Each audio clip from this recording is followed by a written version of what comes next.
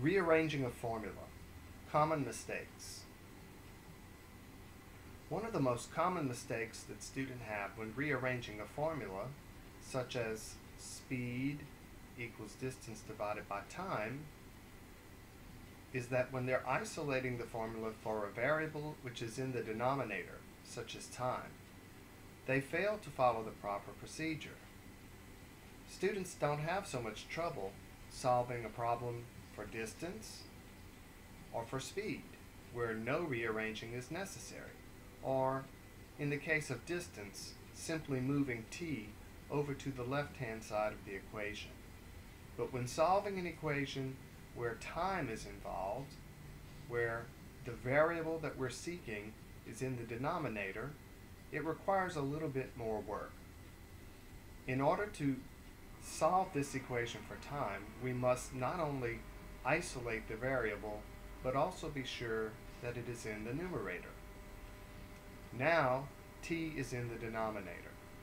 So the first step would be to multiply both sides of this equation by t, like so.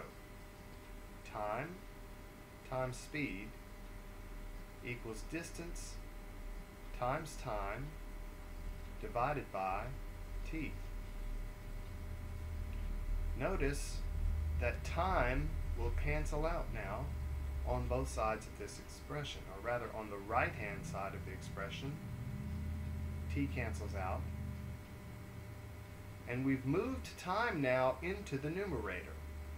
The variable that we're trying to find must be in the numerator, but remember, it must also be by itself.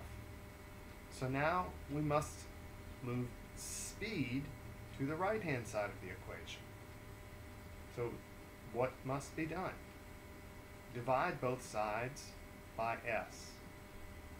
T times s divided by s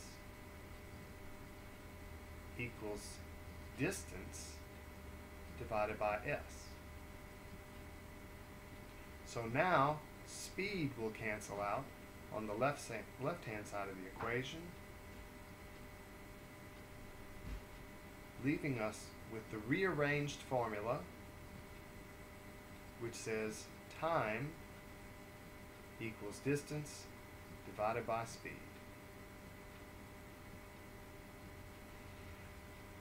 I often tell my students that rearranging a formula where only multiplication or division is involved is really very simple.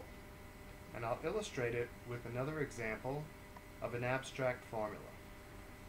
Suppose we had the equation a times b equals j times k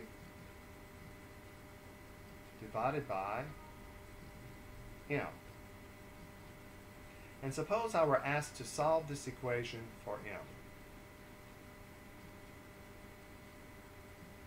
As long as the formula involves only multiplication and division, and as you can see here, there is no addition or subtraction, then rearranging the equation is very simple.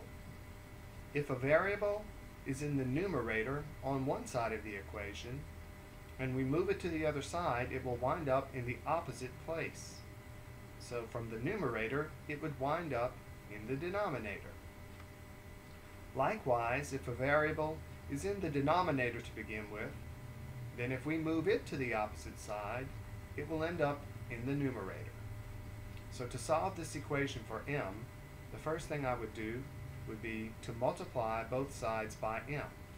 But notice this simply has the effect of moving it into its opposite location on the other side. What we get as a result would say m times a times b equals j times k. But we cannot leave m alone in the numerator. We have to leave m by itself in the numerator if we're solving the equation for m. So what we must do now is move a and b over to the right-hand side. Where will they end up? They're in the numerator now, so they would end up in the denominator. This is exactly what would happen if I divide both sides of this equation by a and then divide both sides of the equation by b. Check it out for yourself. The final form of the equation is simply m equals j times k divided by a times b. Let's look at an example problem now, specific problem involving speed. Julie is riding her bicycle at a speed of 3 meters per second. How long will it take Julie to travel a distance of 18 meters? The basic equation says speed equals distance divided by time. Substituting into the equation, we know that Julie's speed is 3 meters per second, and that this must equal her distance that she's traveling, which is 18 meters, divided by time. We must get t by itself on one side of the equal sign, and it must be in the numerator.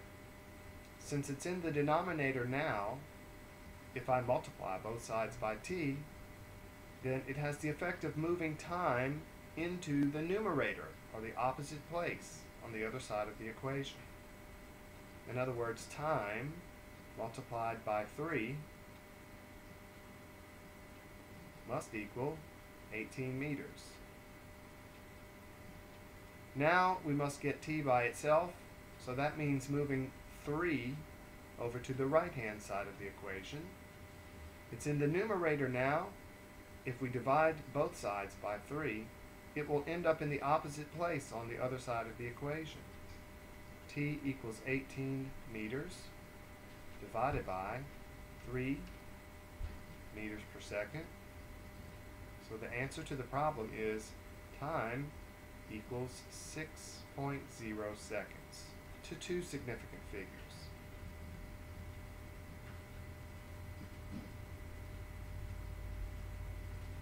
Now, I'd like you to try some practice problems for yourself. Pause the video, take a few minutes to solve these problems, and when you're finished, press play again and then double check your answers.